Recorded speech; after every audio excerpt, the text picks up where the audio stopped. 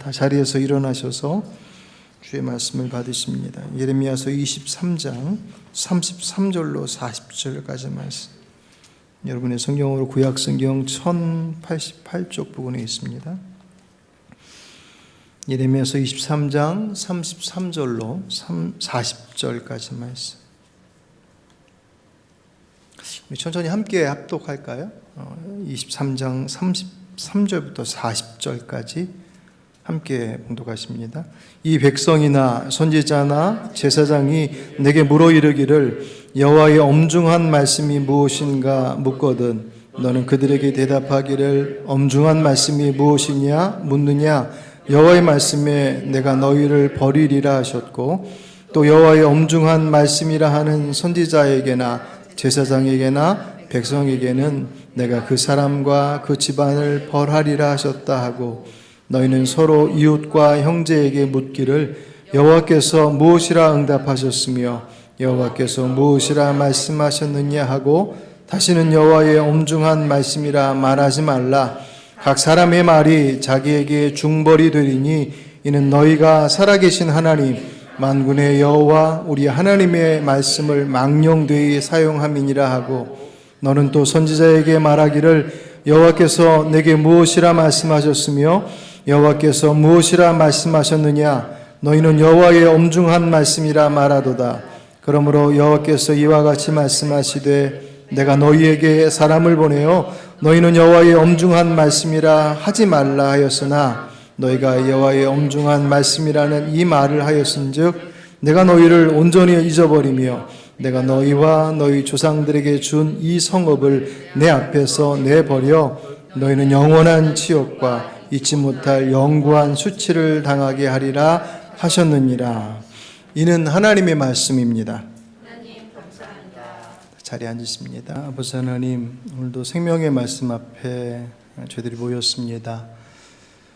늘 우리와 동행하시는 주님이시지만 저희들이 함께 모여서 예배 드리는 이 자리, 저희들 모두에게, 우리에게, 저에게 주시는 말씀 앞에 이 시간 귀 기울이게 하옵소서.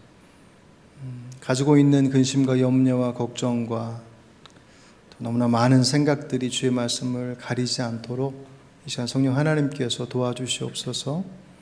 말씀을 들어 그 말씀으로 새 힘 얻은 이들이 세상에 나가 한 발 내디뎌 주님의 뜻을 따라 살아가는 그 거룩한 용기를 낼 수 있도록 이 시간 성령 하나님께서 새 힘을 더하여 주시기를 간절히 원하오며 모든 말씀 예수님 이름으로 감사하며 기도합니다. 아멘. 여러분 성경 창세기부터 요한계시록까지 쭉 중간에 빼놓지 않고 다 읽어보셨습니까?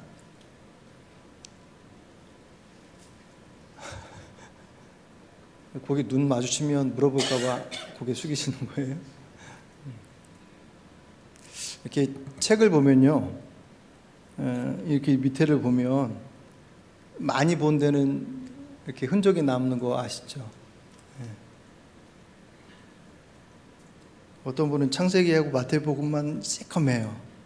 그 뒤에는 창세기에서 레위기를 출애굽기까지 넘어갔다 레위기를 못 넘어가서 마태복음으로 갔다가 그랬다 그렇기도 합니다. 어쨌든 많이 본 것 같긴 한데 이렇게 창세기부터 차근차근 해서 요한계시록까지 한 번을 쭉 읽지 못한 경우들이 의외로 많아요. 다 읽으신 분은 또 몇 독씩 하신 분도 사실은 또 있기도 하고 또 얼마나 많이 읽었느냐라고 하는 횟수의 문제가 사실 그렇게 최우선의 문제는 아닙니다. 그럼에도 불구하고 그 성경을 많이 본 것과 그렇지 않은 것들은 아무래도 차이가 있겠죠. 여러 가지 면에 있어서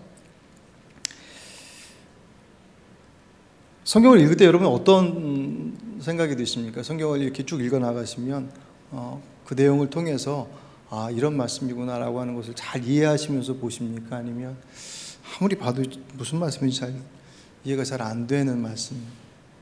저도 이렇게 종종 보면 제가 이제 여러분들 성경 읽어서 설교 안에서 말씀을 드릴 때 세번역을 종종 소개를 해드린 이유가 우리 개역 개정판으로는 조금 이해하기가 어려운, 오늘 본문도 사실은 그래요. 그런 부분들은 읽어도 좀 무슨 얘기인지 잘 모르겠어요. 그래도 목회자들은 뭐 주석이든 다른 자료들이 있으니까 찾아보거든요. 그리고 인터넷에서도 어디로 가면 이 내용을 알 수 있겠다라고 하는 것들을 아니까 이렇게 찾아가는데, 사실 여러분들은 그런 루트를 잘 모르시면, 잘 무슨 말인지 모르지만 어쨌든 성경을 읽어야 되니까 쭉 읽어 나가는 경우들이 많더라고요. 사실 잘 모르면 사실 공부를 해야 돼요. 무슨 말씀인지 알아야지 그 다음에 그 말씀을 통해서 내게 뭐라고 말씀하시는지를 들을 수가 있으니까.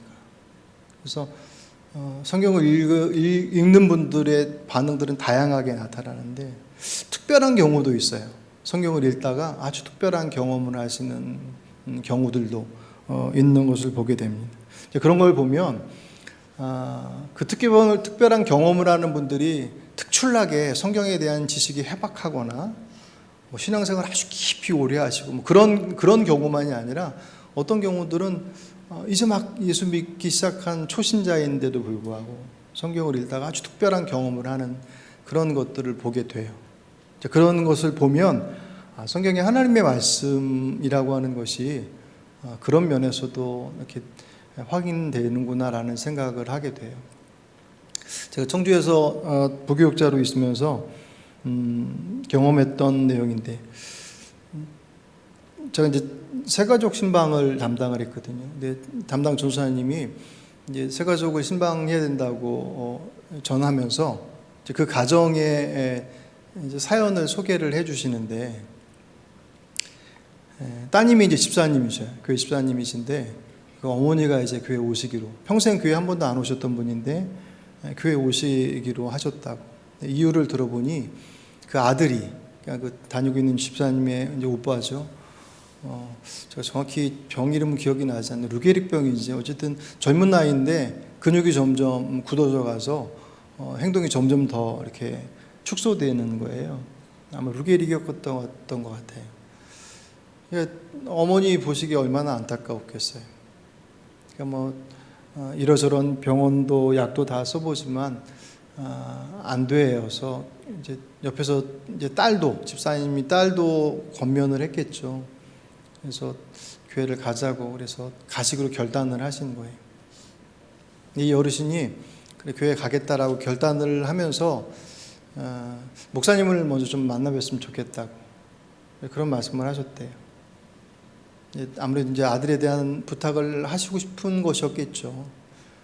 그러면서도 이제 한편으로는 처음 교회 가는 자신이 다짜고짜 목사님 뵙자고 말씀드리기가 이제 죄송스러워서 누가 시키지도 않았는데, 그 생각에 그래도 성경은 한 10번은 읽고 가야지, 그렇게 생각을 하시고 성경을 10번을 읽고 목사님을 만나겠다, 교회를 가겠다고 그렇게 스스로가 약속을 하시고 따님한테도 말씀을 하셨다는 거예요. 그리고 나서 이제 신방 요청이 온 걸 보니 성경을 10번을 다 읽으신 거죠. 6개월 만에. 교회 이제 처음 오시는 분인데 성경을 보시기라도 했겠습니까? 이제 그 얘기를 듣고 이제 궁금하기도 하고 가서 이러저런 말씀을 이제 들어보는데, 성경을 읽으시는 그 기간 동안 식사하고 주무시는 거 외에는 성경 보는 것만 하신 거예요. 이제 아들 때문에 교회는 가야 되겠고 목사님 만나려면 이제 스스로 약속한 게 있으니까 이제 성경을 계속 보시는데, 연로 하셔서 눈도 나쁘신데 안경을 끼셨는데 잘 안 보이니까 겉에다가 돋보기까지 더해서 안경을 2개나 끼고 이제 성경을 계속 보셨다고 그러더라고요. 얼마나 간절하시면 그러셨겠어요. 근데 그렇게 해서 10번을 읽으셨다는 것도 대단하죠. 6개월 만에 10번을 읽으셨다면 하루에 얼마나 많은 시간을 읽으신 거겠어요. 근데 더 놀라운 것은 그 성경을 읽고 나서 그분의 마음 가운데 그런 얘기를 하시는 걸 보니 자기가 죄인인 것 같다는 거예요. 교회를 한 번도 다녀본 적이 없고 성경의 내용을, 여러분 성경을 보면서 내가 죄인이구나 라고 하는 것을 교회를 다니는 사람도 성경을 보면서 막 이러저런 이야기에 막 정신이 팔려서 뭐 재미난 이야기나 뭐 이렇게 좀 잘 알려진 뭐 다윗, 뭐 삼손 뭐 그런 이야기는 기억이 남아도 내가 죄인이다라고 하는 것이 성경을 읽고 나서 마음속에 들었다? 그건 사실 일반적이지 않거든요. 근데 이분이 자신이 그런 말씀을 하시는 거예요. 평생 살아오면서 사람들한테 한 번도 해코지하지 않고 살아왔다는 거예요. 넉넉하지 못했지만 그래도 평생 누구에게 싫은 소리 한번 하지 않으려고 그렇게 삶을 살아서 나름 본인의 삶에는 대단히 자부심이 있었던 거예요. 그래도 성경을 읽고 나서 들었던 마음이 내가 죄인이구나라는 그 마음이 들더라는 거죠. 그 의미가 정확히 무엇인지도 본인도 잘 모르시는 것 같아요. 그런데 죄인이다라고 하는 그 마음이 드는 순간 성령께서 말씀하신 거죠. 아직 교회에 이제 막 첫 발을 떼기도 전인데 그 간절함을 가지고 그 목적은 뭐 하나님을 만나고자 하는 것도 아니고 목사님 만나려고 하는 어떻게 보면 전혀 다른 목적인데도 불구하고 그 말씀을 바라보는 그 간절함 속에서 성령께서 그 마음 가운데 말씀해 주신 거죠. 그리고 나서 그분이 자신의 삶을 돌아보는 거예요. 왜냐하면 그전에는 내 삶은 문제 없었거든요. 누가 뭐라 한 사람도 없었고 나 스스로도 스스로에게 당당했었는데 성경을 읽고 나서 내가 죄인이라고 하는 생각이 들고 나니 내 모습을 돌아보게 되는 것은 그게 사실 자연스러운 모습이잖아요.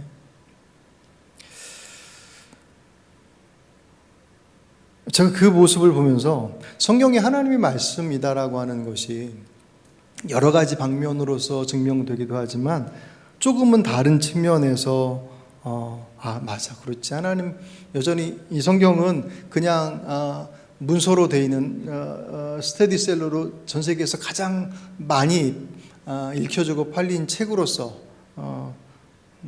그런 의미로서의 책이 아닌 하나님의 말씀이 맞지라고 하는 것을 그 경험을 통해서 다시금 간접적이긴 하지만 체험을 했습니다. 여러분에게 있어서 이 성경이 하나님의 말씀이심을 믿으십니까?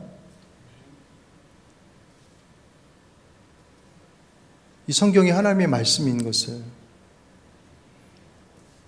하나님이 이 땅의 창조주이시고 우리의 인생의 주인이시다라고 하는 그 하나님께서 주신 말씀이다. 그 말씀을 믿는다라고 한다면 그 말씀 앞에 주님께서 여러분들에게 요즘 뭐라고 말씀하시나요? 성경은 끊임없이 하나님의 말씀이 등장을 하는데 독백이 아니라 늘 선지자와 예언자가 됐던 예레미야서는 예레미야하고 계속 말씀을 주고받으시잖아요. 말씀을 전달하라고 말씀하시고 거기에 대해서 또 반응하는 것들에 말씀하시는 장면들. 모세, 아브라함, 많은 믿음의 사람들의 모습들 속에서 증명되어진 하나님은 끊임없이 말씀하시는 분이죠. 그 하나님이 여러분에게 뭐라고 말씀하시나요, 요새?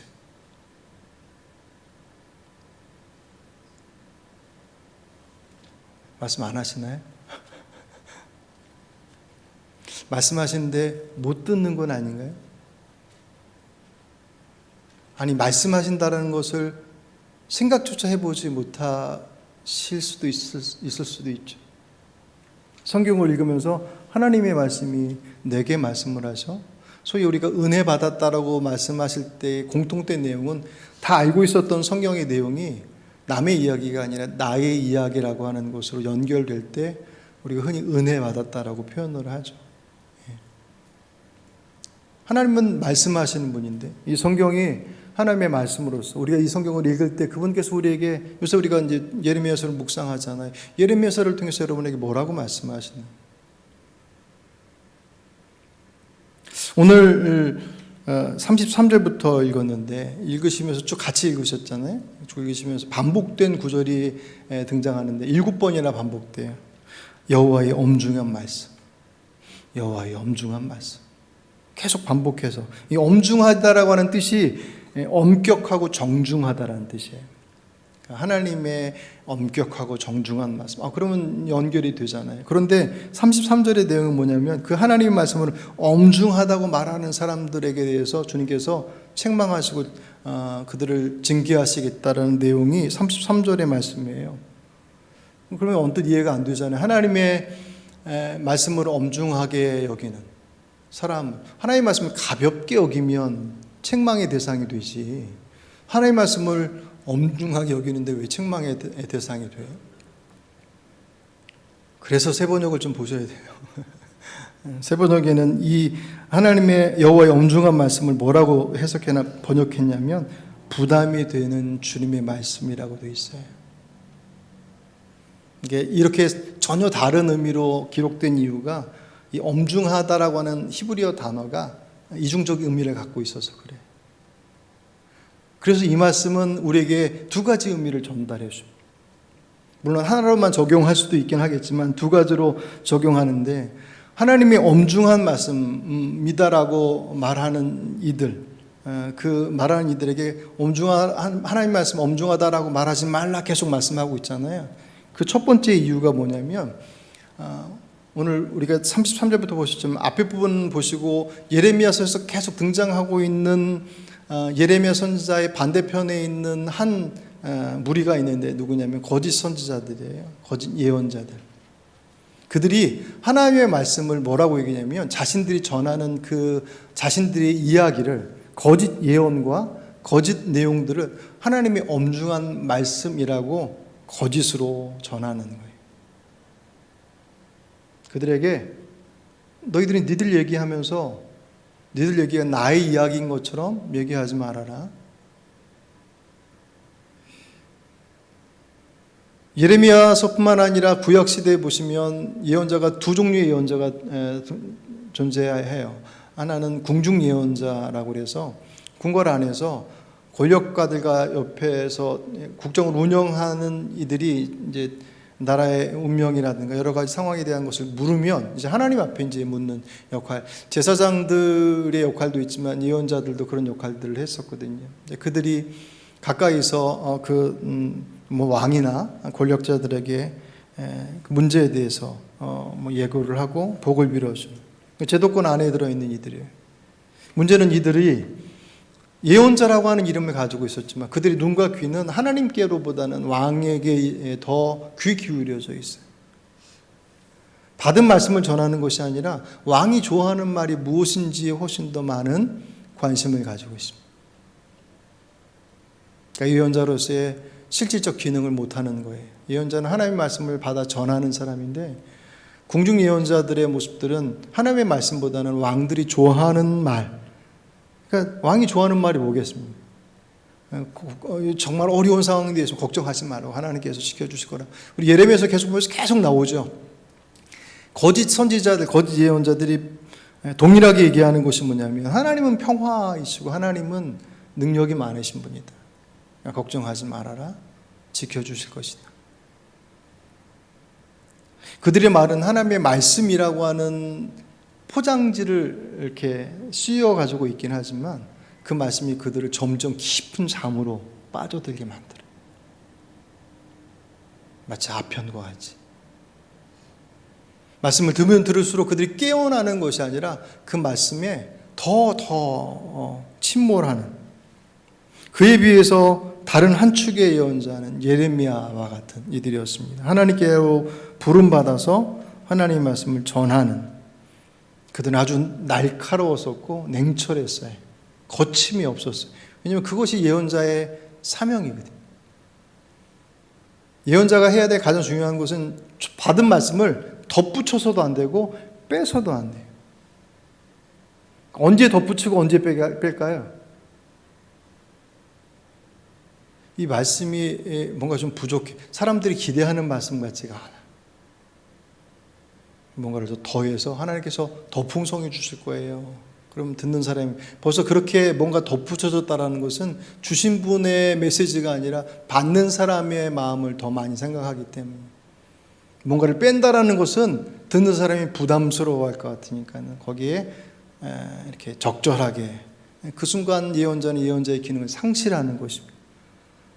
그래서 참 선지자들은 아주 냉철하고 날카로웠어요. 오늘 24절 29절에 보시면 하나님의 말씀을 뭐라고 표현했냐면 불과 같고 바위를 부수는 망치와 같다고 그랬습니다. 그래서 그들의 마음을 아주 괴롭혔어요.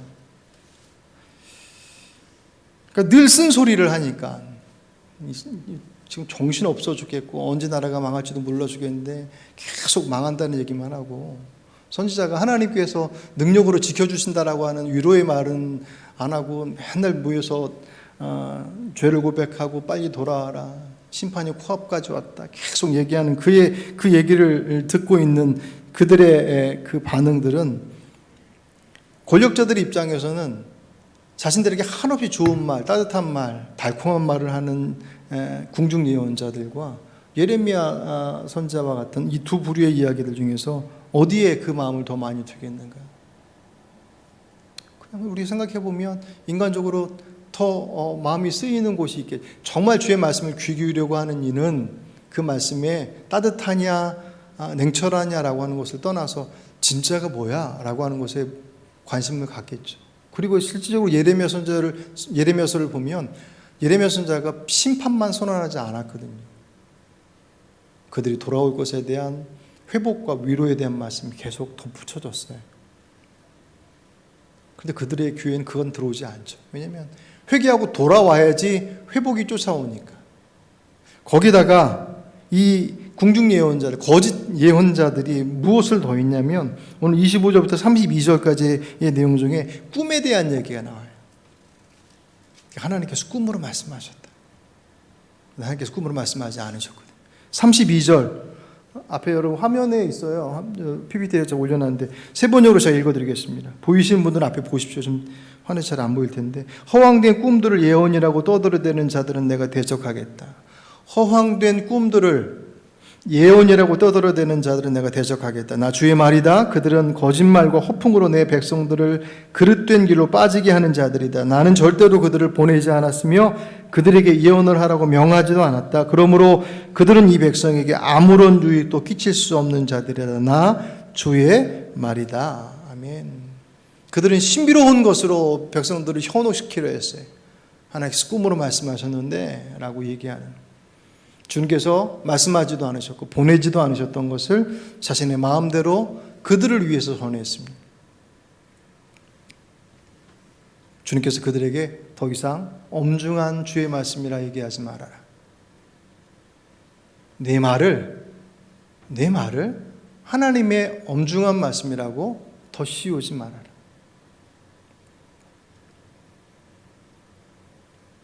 설교자가 말씀 앞에 서서 들어야 될 가장 중요한 메시지이기도 합니다.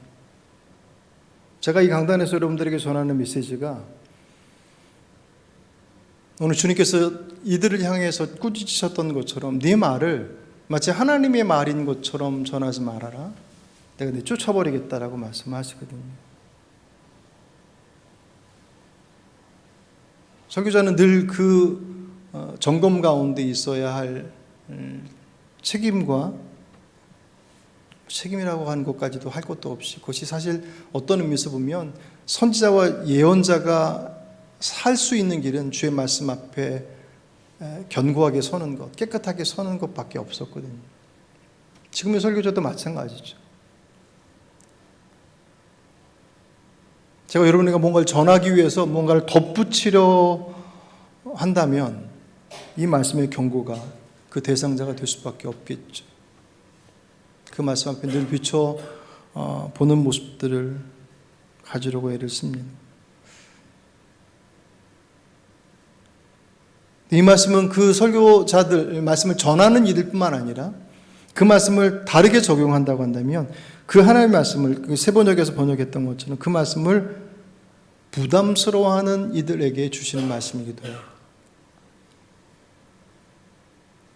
이스라엘의 권력가들이나 백성들이 쓰디 쓴 예레미야 선지자의 하나님의 말씀보다는 달콤한 거짓 예언자들의 그 매혹적인 말에 더 마음을 많이 빼앗겼어요. 평화를 얘기하고 회복을 이야기해서 많이 아니에요. 왜냐하면 선지자를 통해서, 참 선지자를 통해서 주님께서 말씀하셨던 것은 뭐냐면 바꿔야 된다는 거예요. 돌아와야 된다는 거예요. 지금의 자리에서 지금의 삶의 방식과 내용들을 빨리 돌이켜서 주께로 돌아오라라고 하는 그들의 삶의 변화를 촉구하셨습니다. 안 그러면 죽는다, 심판이다라고 하는 말씀을 하셨던 반면에 거짓 예언자들은 뭐라고 그랬냐면 걱정하지 마. 하나님은 평화이시고 그분은 전능하신 분이시고 너희들 얼마나 사랑하시는데. 얼마 전에 이스라엘 백성들이 예루살렘에 1년 전에 바벨론에서 쳐들어와서 1년 동안 예루살렘을 포위했거든요. 근데 결국은 함락하지 못하고 다시 돌아갔습니다. 그때를 예를 들면서 봐라, 그때도 그들이 점령하지 못하고 그렇게 쫓겨갔는데 기다려라, 그러면 하나님께서 지켜주실 거예요. 그들의 말은 단순한 안전과 위로만 주는 것이 아니라 아무것도 할 것 없다는 거예요. 지금 하는 대로 그냥 지금 살면 된다는. 죄 가운데 있어서 돌아와야 된다고 말씀하시는 그 말씀을 거짓 선자들은 괜찮아, 지금 그대로 살면 주님께서 지켜주실 것이야 라고 하는 그 말이 그들의 마음을 훨씬 더 매력적으로 들리게 했습니다. 그런 그들에게 하나님의 말씀이 부담스럽게 다가오는 것은 이상한 게 아니겠죠. 예레미야 선지자를 통해서 전달되어지는 메시지, 그 메시지는 그들에게서 짐처럼 여겨서, 이 공동 번역에 보면 짐처럼이라고 표현되어 있습니다. 부담스러운 말씀, 짐과 같은 말씀. 오늘 33절을 세 번역에서 이렇게 해놨습니다. 이 백성 가운데 어느 한 사람이나 예언자나 제사장이 너에게 와서 부담이 되는 주님의 말씀이 어디 있느냐 묻거든 너는 그들에게 대답하여라. 부담이 되는 주님의 말씀이라고 하였느냐? 나 주가 말한다. 너희가 바로 나에게 부담이 된다. 그래서 내가 이제 너희를 버리겠다 말하였다고 하여라. 아멘. 내 말이 부담된다고? 네가 나의 부담이 된다. 이 말씀 얼마나 심각한 말씀인지 몰라요. 여러분의 존재 자체가 누군가에게 부담이 된다고 생각해요. 저는 자꾸 부담스러운 존재인 것 같아요. 제가 가까이 가면 자꾸 피하는 거 보니까. 누군가에게 부담스러운 존재가 된다는 건 편치 않잖아요. 하나님께서 나를 부담스럽게 여기신다? 너무 열심히 있어서, 너무 특심이어서 좀 자제, 그런 부담이 아니라 나의 모습이 가야 할 길에 서지 못한 모습들을 보시면서 그 부담이라는 것이 주님의 마음의 안타까움이시죠. 주님께서 나를 부담스럽게 여기신다는 것은 끔찍한 일이에요. 그러면서 36절에 이렇게 말씀하셔요. 부담이 되는 주의 말씀이라는 표현을 너희는 다시는 써서는 안 된다. 하나님의 말씀을 받았을 때 그 말씀을 바꿔서 부담이 되는 하나님의 말씀이라는 표현을 절대로 쓰지 말아라. 누구든지 그런 말을 쓰는 사람에게는 그 말이 그에게 정말 부담이 될 것이다. 그것이 너에게 스스로의 족쇄가 될 것이다. 그렇게 말하는 것은 살아계신 하나님, 우리의 하나님, 만군의 주의 말씀을 왜곡하는 것이기 때문이다. 아멘. 부담스럽다라는 것은 결국 짐스럽다라는 것이고 그것이 내게서 너무 불편하다라는 것이에요. 주님께서는 그 말씀을 생명으로 주셨어요. 물론 부담스럽게 여길 수 있죠. 부담되죠. 하지만 그 부담이 부담으로서 받아서 힘들어서 안 되겠어 라고 하는 것이 아니라 그 부담으로서 주신 목적이 나를 살리시고자 하는 것이다라고 하는 것을 받아들일 때 그 말씀에 대해서 부담스러워라고 얘기할 수 없고 해서는 안 된다고 얘기해요. 왜냐하면 그 말씀은 우리에게 부담을 주려고 주시는 것이 아니라 생명을 주려고 주신 것이기 때문에. 그래서 그렇게 말하면 주의 말씀을 왜곡하는 것이다라고 얘기합니다. 그렇게 얘기하지 말라고 그래요.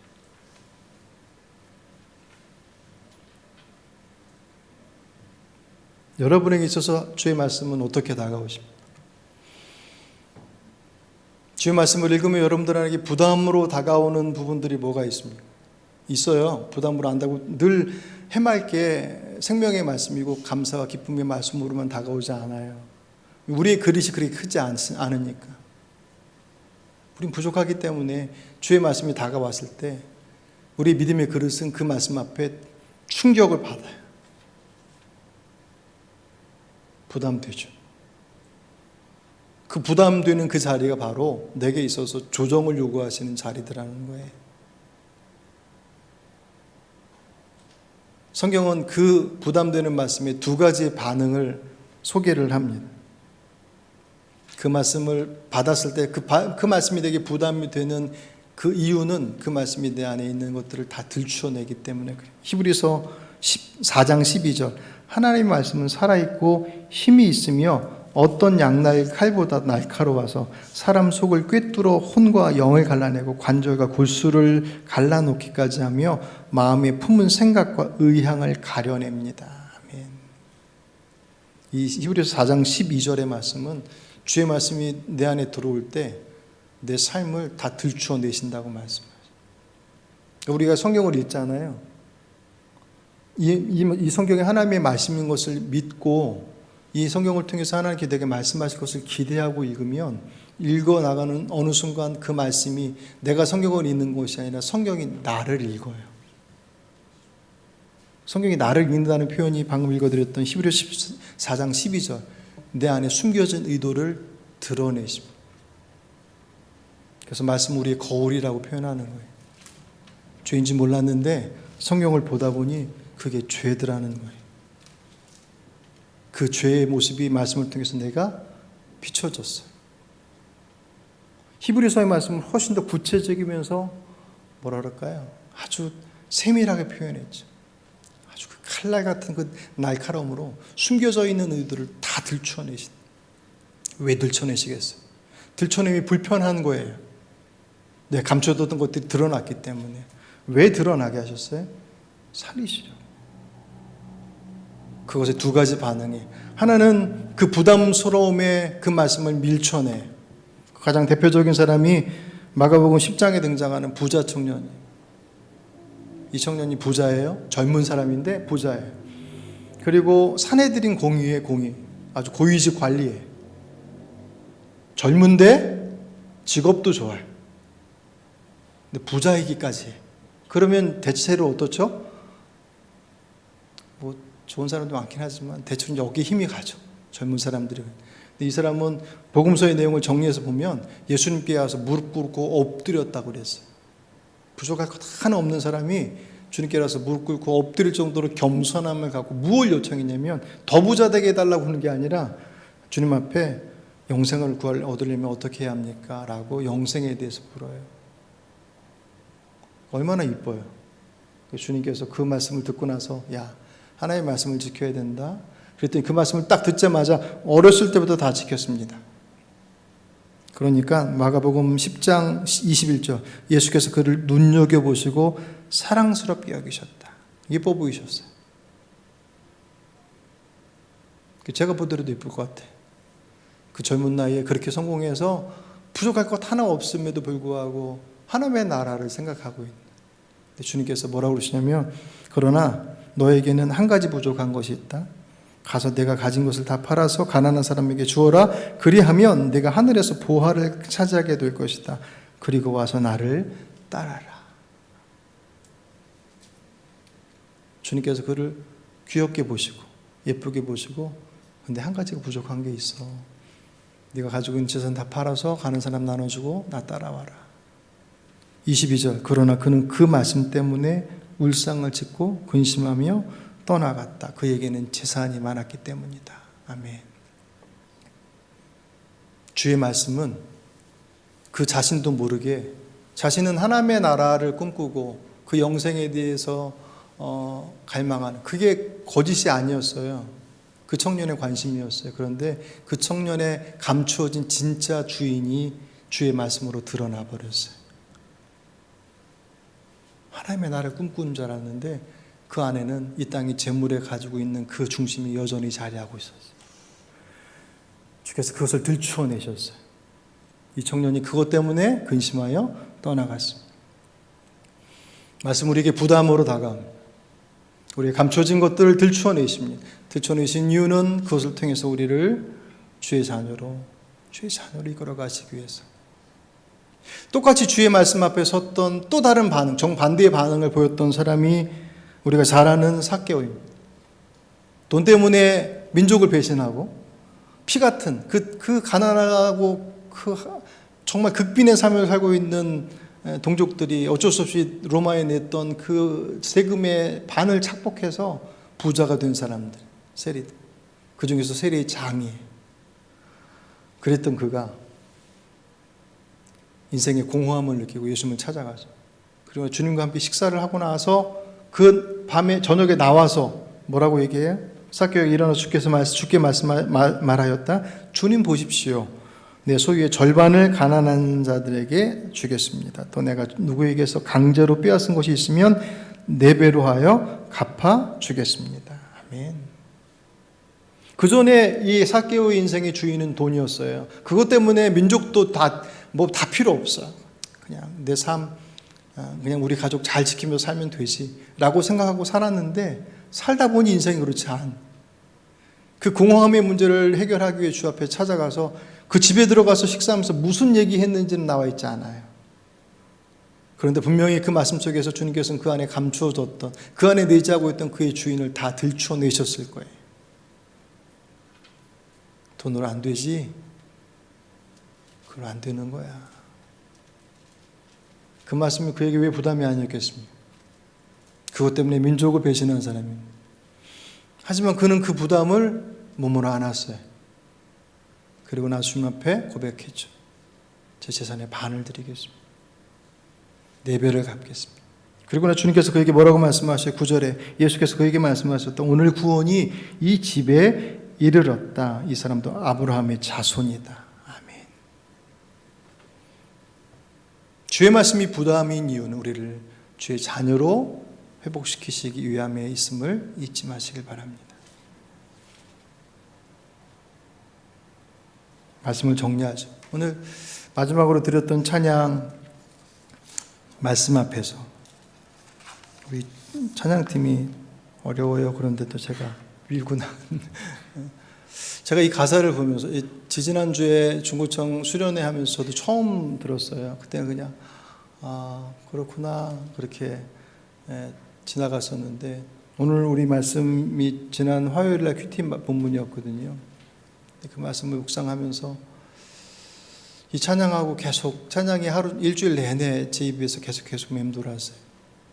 특별히 그 후렴에 보시면 하나님의 말씀에 두려워 떠는 자, 그 말씀에 생명을 거는 자, 한 사람 찾으시는 주님의 약속을 믿어 하나님 말씀에 운명을 거는 자, 순종하며 주 따라가는 자, 영원한 하나님의 나라 이루갈 교회여 일어나라.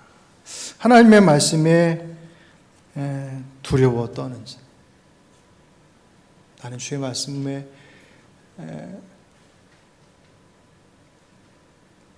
그런 마음을 가지고 그런 마음으로 전하고 있나? 아니 전하기 이전에 내가 그 말씀 앞에 그렇게 두려움으로 서 있나? 내가 그 말씀 듣고 생명을 걸며 그 일들을 내 운명을 맡겨드리며 그 말씀을 믿고 의지함으로 내 운명을 맡겨드리고 있나? 그 구절이 계속 맴돌더라고요.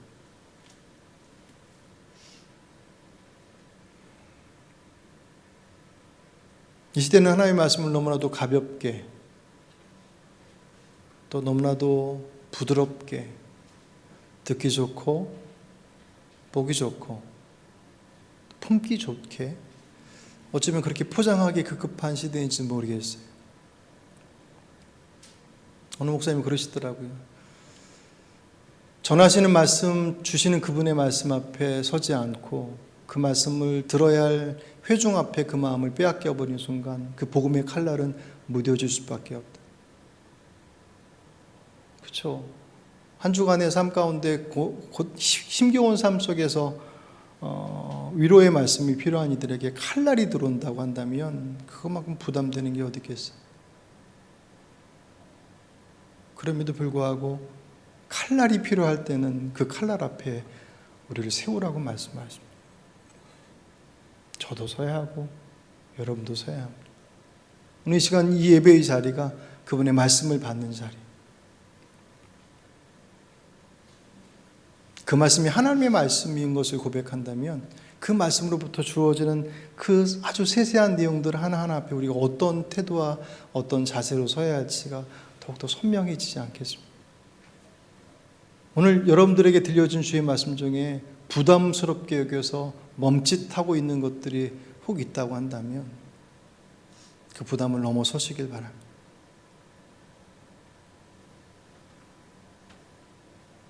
그것이 누군가에게 손을 내밀어야 하는 순간이 될 수도 있을 것이고, 여러분의 시간을 구별해야 될 것일 수도 있을 것이고, 여러분들의 각자의 다 다른, 저도 마찬가지고, 우리 안에 각자의 나눠진 삶의 자락 속에서 주님께서 지금도 여전히 말씀하시는, 근데 그 말씀 앞에 섰을 때 부담으로 턱 걸리는 그것, 부자 청년과 같이 그 말씀에 근심하여 돌아설 것인가, 아니면 삭개와 같이 그 말씀을 붙잡고 그 말씀을 넘어설 것인가의 선택은 오롯이 우리들의 몫이라는 거죠. 이 자리에 함께하고 있는 저와 여러분이 그 부담되는 말씀을 품고 그 말씀을 따라감으로 생명을 허락하신 주님의 그 풍성하심들이 여러분들의 그 기근과 같이, 혹은 보이지 않는 그 흑암처럼 보여지는 그 미래의 모습들 속에 한 줄기 빛과 같이 여러분들의 삶을 인도해 나가시는 그런 복된 삶을 살아가시길 주의 이름으로 축복합니다.